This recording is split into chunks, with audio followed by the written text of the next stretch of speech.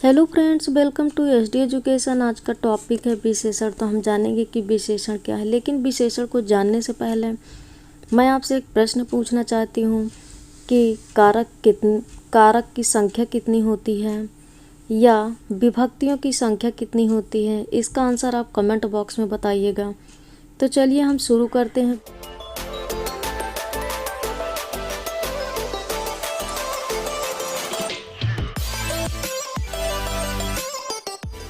विशेषण। तो विशेषण एक विकारी शब्द हैं। तो हम देखेंगे कि विकारी शब्द क्या है।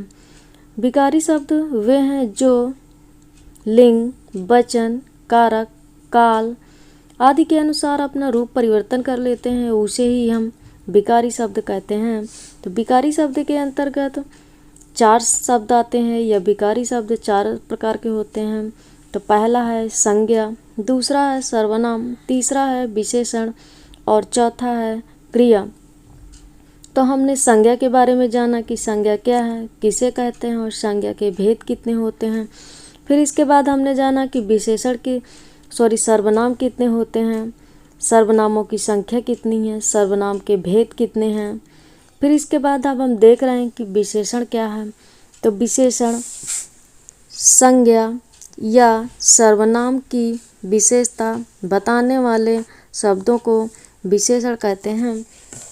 अतः हम कह सकते हैं कि संसार में प्रत्येक वस्तु, प्राणी, स्थान आदि की कुछ न कुछ विशेषता अवश्य होती है और उन्हीं विशेषताओं के या गुणों के आधार पर ही उनका आकलन या मूल्यांकन करते हैं। किसी भी गुण, दोष, रूप, रंग, आकार, दशा, स्थिति आदि के आधार पर ही हम उनका मूल्यांकन और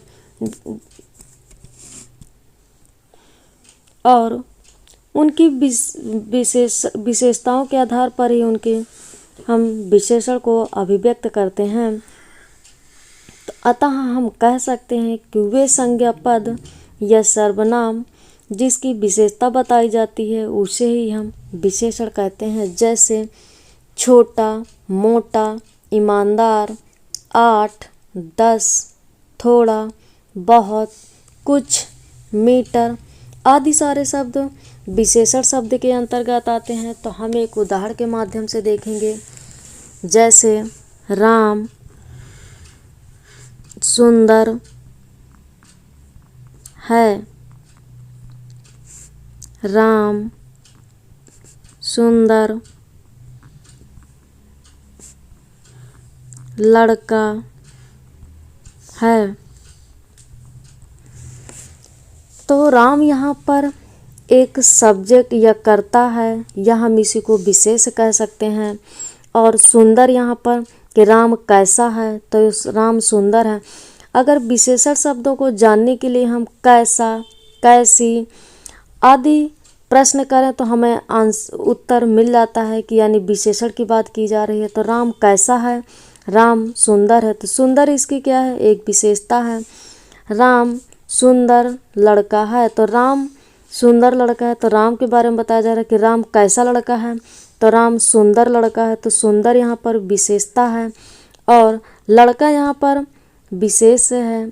इसीलिए ऐसे शब्दों को हम विशेषण के अंतर्गत रखते हैं।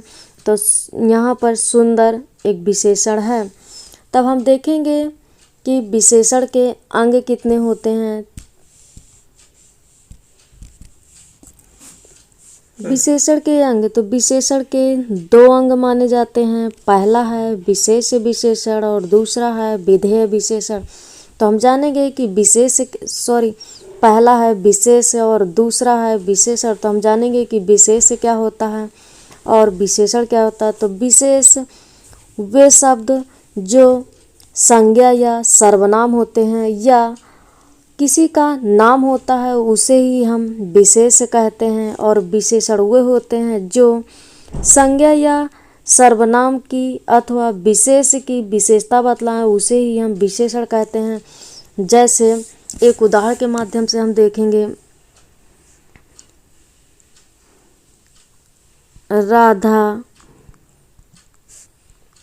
अच्छी लड़की है।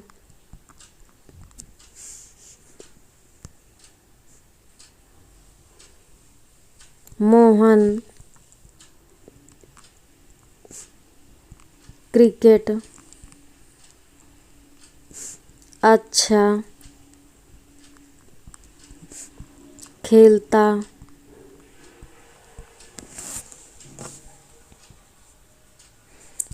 सॉरी, यहाँ पर ये उदाहरण नहीं होगा, हम दूसरा एग्जाम्पल लेंगे।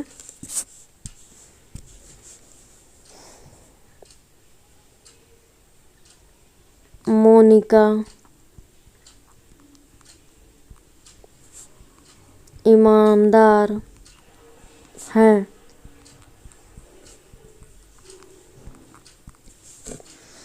तो यहाँ पर हम विशेष से देखेंगे तो विशेष के अंतर्गत राम, राधा, वह, मैं। तो राम और राधा यहाँ पर संज्ञा है, और वह और मैं, तू, तुम, वे, उसे, ये सर्वनाम है। तो वे शब्द जो संज्ञा या सर्वनाम में प्रयुक्त किए जाते हैं उसे ही हम विशेष कहते हैं, और विशेषण वे हैं जो संज्ञा या सर्वनाम की विशेषता या विशेष की विशेषता बतलाते हैं, उसे ही हम विशेषण कहते हैं। जैसे अच्छा, ईमानदार, मीठा, गोरा। तो यहाँ पर हम देखेंगे एक उदाहरण के माध्यम। तो राधा अच्छी लड़की है। तो राधा यहाँ पर एक संज्ञा है। तो राधा की विशेषता बताई जा रही है कि राधा कैसी है। तो राधा यानी अच्छी लड़की है। तो लड़की यहाँ पर विशेष होगा, और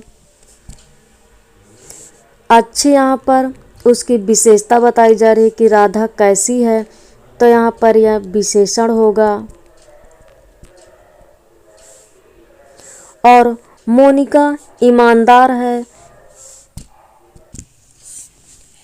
मोनिका ईमानदार है। तो यहाँ पर मोनिका विशेष है और ईमानदार उसका विशेषण है, उसका गुण है कि वो कैसी है, मोनिका कैसी है। तो यानी ईमानदार है, ईमानदार उसका एक गुण है। तो हमने जाना कि विशेष और विशेषण। तो विशेष वे है जो संज्ञा या सर्वनाम होते हैं, और विशेषण वे है जो विशेष या संज्ञा सर्वनाम की विशेषता बताने वाले शब्द विशेषण कहलाते हैं। तब हम देखेंगे विशेषण के रूप। तो विशेषण के रूप कितने होते हैं? तो विशेषण के 3 रूप होते हैं। विशेषण के 3 रूप होते हैं। पहला है विशेष विशेषण, दूसरा है विधेय विशेषण, और तीसरा है प्रविशेषण। तो हम जानेंगे विशेष विशेषण क्या है। तो विशेष विशेषण वे शब्द जो संज्ञा या सर्वनाम के पहले प्रयोग किए जाते हैं उसे ही हम विशेष विशेषण कहते हैं। और विधेय विशेषण वो होते हैं जो विशेष विशेषण के बाद प्रयोग किए जाते हैं, वे विधेय विशेषण कहलाते हैं। और प्रविशेषण वे हैं जो विशेषण को और अधिक प्रभावशाली बनाने के लिए उसकी विशेषता को बताते हैं। विशेषण की विशेषता बताने वाले को ही हम प्रविशेषण के नाम से जानते हैं।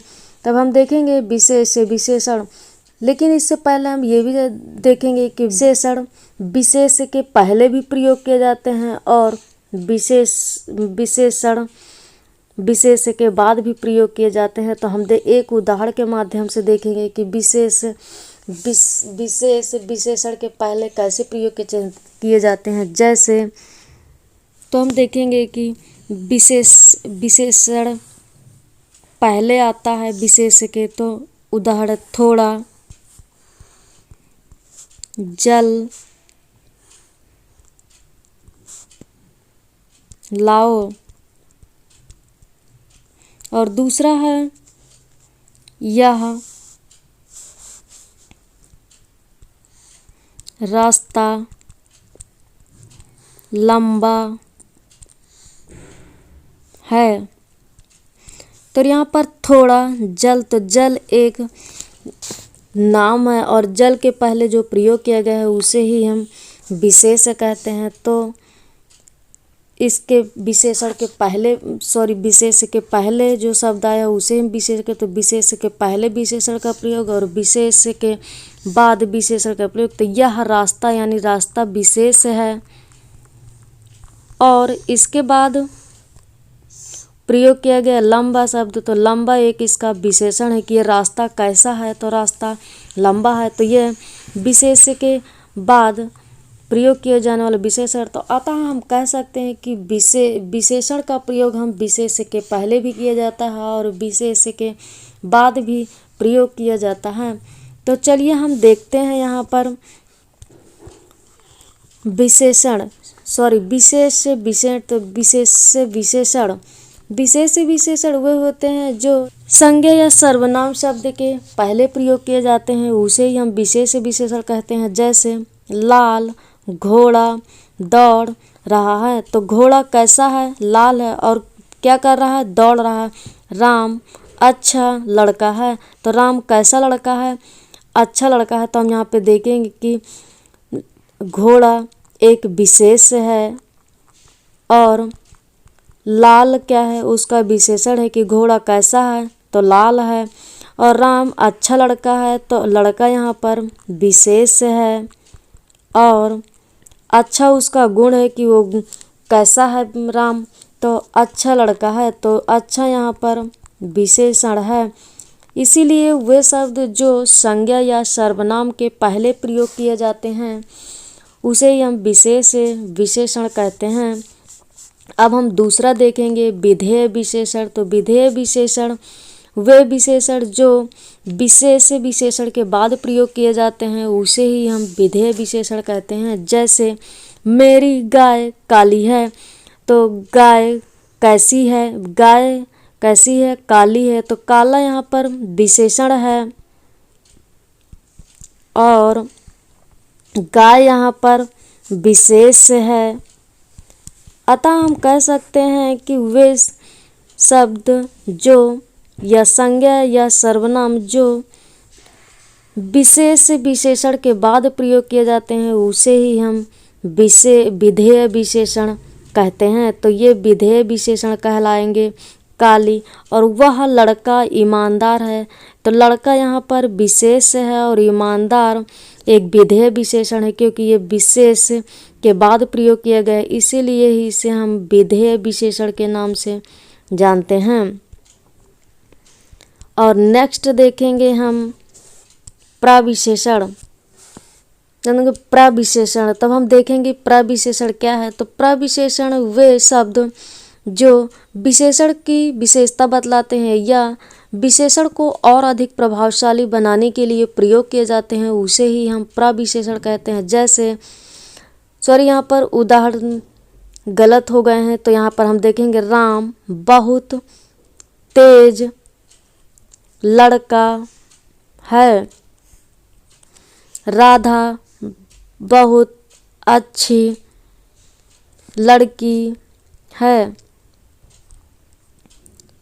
तो राम यहाँ पर विशेष है और राम बताया गया है कि राम बहुत तेज लड़का है, तो लड़का यहाँ पर विशेष है और अच्छा उसका तेज यहाँ पर उसका विशेषण है कि कैसा लड़का, तेज लड़का है। और बहुत यहाँ पर प्रविशेषण है क्योंकि राम के बारे में बता रहा है कि राम कैसा लड़का है, बहुत तेज लड़का है। तो यहाँ पर अच्छा जो है विशेषण है, बहुत विशेषण शब्द है। राधा बहुत अच्छी लड़की है, तो राधा कैसी लड़की है, अच्छी लड़की है। अच्छी तो है लेकिन वह बहुत अच्छी है, तो बहुत यहाँ पर प्रविशेषण को बताया गया है कि अच्छी जो है प्रविशेषण है। इसीलिए हम कह सकते हैं कि वे शब्द जो विशेषण को और अधिक प्रभावशाली बनाने के लिए प्रयोग किए जाते हैं उसे ही हम प्रविशेषण कहते हैं।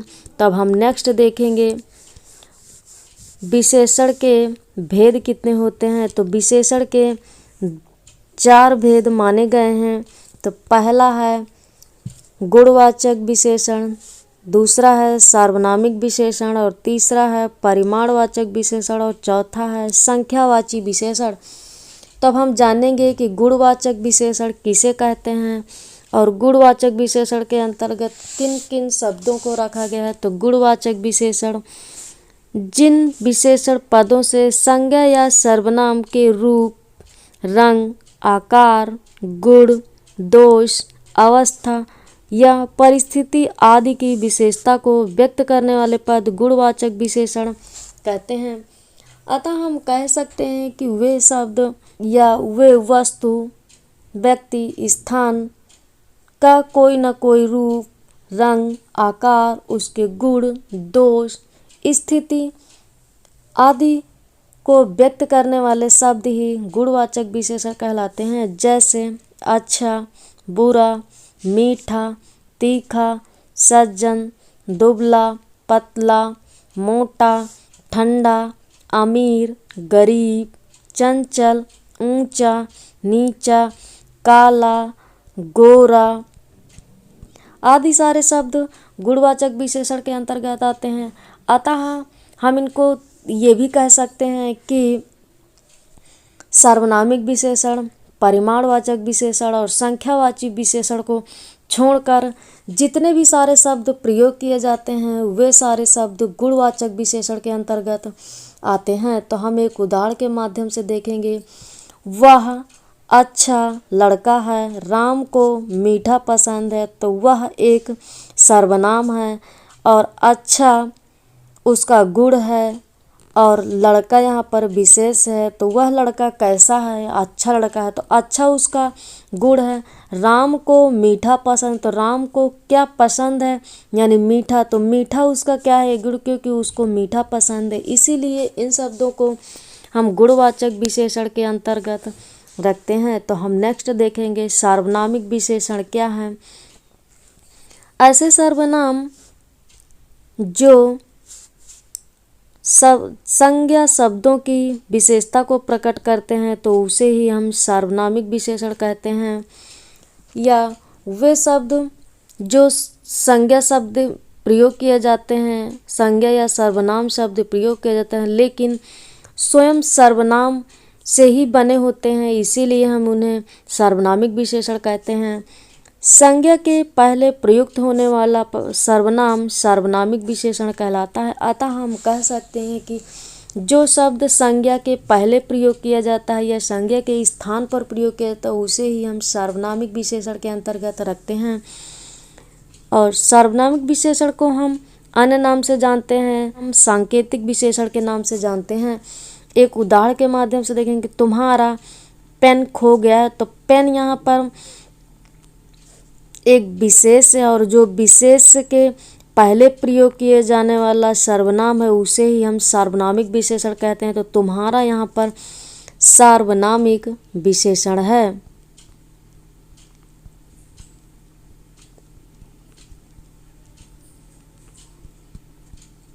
और दूसरा है यह पुस्तक आकाश की है, तो पुस्तक एक यहाँ पर विशेष है और यह एक सार्वनामिक विशेषण है, इसीलिए इसको हम सार्वनामिक विशेषण के अंतर्गत रखा गया है।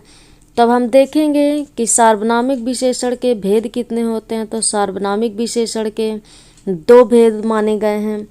पहला है मौलिक सार्वनामिक विशेषण और दूसरा है यौगिक सार्वनामिक विशेषण। तो हम देखेंगे कि मौलिक सार्वनामिक विशेषण क्या है। जब सर्वनाम अपने मूल रूप में संज्ञा के पहले आकर संज्ञा की विशेषता बतलाता है उसे ही हम मौलिक सार्वनामिक विशेषण कहते हैं। अतः वे सर्वनाम जो संज्ञा से पहले प्रयोग किए जाते हैं उन्हें ही हम मौलिक सार्वनामिक विशेषण के अंतर्गत रखते हैं। यह पुस्तक किसकी है, तो यह पुस्तक यहाँ पर संज्ञा है और यह एक सर्वनाम है। तो संज्ञा के पहले जो प्रयुक्त किए गए उसे ही हम सार्वनामिक विशेषण कहते हैं। यह मेरा घर है, तो मेरा घर है, तो घर से पहले मेरा एक ये सर्वनाम है और इसीलिए इसे हम सार्वनामिक विशेषण के अंतर्गत मौलिक सार्वनामिक विशेषण के अंतर्गत रखा गया। और इसको ध्यान या याद रखने की ट्रिक के अंतर्गत हम रखते हैं। इसके कुछ शब्द और हैं जिनको रखा जाता है, जैसे तो ट्रिक के माध्यम से देखेंगे यही, वही, इसी, उसी आदि सारे शब्द मौलिक सार्वनामिक विशेषण के अंतर्गत रखा गया। तब हम दूसरा देखेंगे यौगिक सार्वनामिक विशेषण। तो वे सर्वनाम जो या जिसमें कोई प्रत्यय लग जाता है और वह अपना रूप परिवर्तन कर लेते हैं, इसीलिए ऐसे शब्दों को यौगिक सार्वनामिक विशेषण कहते हैं। या ऐसे सर्वनाम शब्द या ऐसे संज्ञा शब्द जो प्रत्यय लगने पर अपना कुछ न कुछ वर्तनी में परिवर्तन कर लेते हैं, उसे ही हम यौगिक सार्वनामिक विशेषण कहते हैं। जैसे राम धार्मिक है, समुद्री सांप विषैले किंतु उनका जहर कीमती होता है। तो राम यहाँ पर विशेष है और धार्मिक यहाँ पर धर्म में एक प्रत्यय लगने से धार्मिक बन गया। जैसे धर्म प्लस एक, तो यानी धार्मिक बन जाता है। तो राम एक धार्मिक है, तो धार्मिक यहाँ पर यौगिक सार्वनामिक क्योंकि एक प्रत्यय से बन गया धार्मिक। समुद्री सांप विषैले किंतु उनका जहर कीमती है। तो सांप यहाँ पर विशेष है और समुद्री यहाँ पर उसका विशेषण है, और विषैले भी यहाँ पर उसका विशेषण है, किंतु और उनका यहाँ पे यौगिक सार्वनामिक विशेषण है, और जहर भी एक विशेष है और कीमती उनका विशेषण है। इसीलिए इनको भी हम यौगिक सार्वनामिक विशेषण के अंतर्गत रखा गया है। अब हम देखेंगे परिमाणवाचक विशेषण किसे कहते हैं और कितने प्रकार के होते हैं। तो परिमाणवाचक विशेषण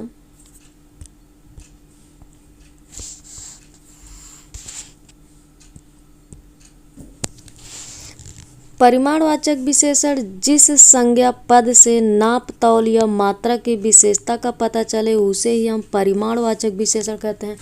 अतः वे संज्ञा शब्द जिससे नाप तौल आदि की विशेषता को व्यक्त करे उसे ही हम परिमाणवाचक विशेषण कहते हैं। जैसे थोड़ा, बहुत, कुछ आदि शब्द परिमाणवाचक विशेषण के अंतर्गत आते हैं। तो हम देखेंगे कि विशेषण के भेद कितने होते हैं। तो विशेषण के दो भेद माने गए हैं। पहला है निश्चित परिमाणवाचक विशेषण और दूसरा है अनिश्चित परिमाणवाचक विशेषण। तो हम देखेंगे कि निश्चित परिमाणवाचक विशेषण क्या होता है और अनिश्चित परिमाणवाचक विशेषण क्या होता है। तो निश्चित परिमाणवाचक विशेषण वे होते हैं जिससे किसी निश्चित परिमाण का बोध होता है, उसे ही हम निश्चित परिमाणवाचक विशेषण कहते हैं। या जिन विशेषण शब्दों से किसी वस्तु की निश्चित मात्रा का पता चलता है उसे हम निश्चित परिमाणवाचक विशेषण कहते हैं। जैसे 5 kg, 5 लीटर, डलिया भर आदि शब्दों को प्रयोग किया जाता है। और अनिश्चित परिमाणवाचक विशेषण वे हैं जिस विशेषण में या जिन विशेषण शब्दों में उनकी अनिश्चित मात्रा का पता चलता है उसे ही हम अनिश्चित परिमाणवाचक विशेषण कहते हैं। या जिनकी मात्रा निश्चित ना हो उसे ही हम अनिश्चित परिमाणवाचक विशेषण के अंतर्गत रखे गए हैं। जैसे कुछ मीटर कपड़ा, थोड़ा दूध, कुछ बहुत आदि शब्दों का प्रयोग किया जाता है। तो ये सारे शब्द परिमाणवाचक विशेषण के अंतर्गत आते हैं और इसी के आगे हम नेक्स्ट वीडियो में देखेंगे। तो चलिए मिलते हैं हम नेक्स्ट वीडियो में। धन्यवाद।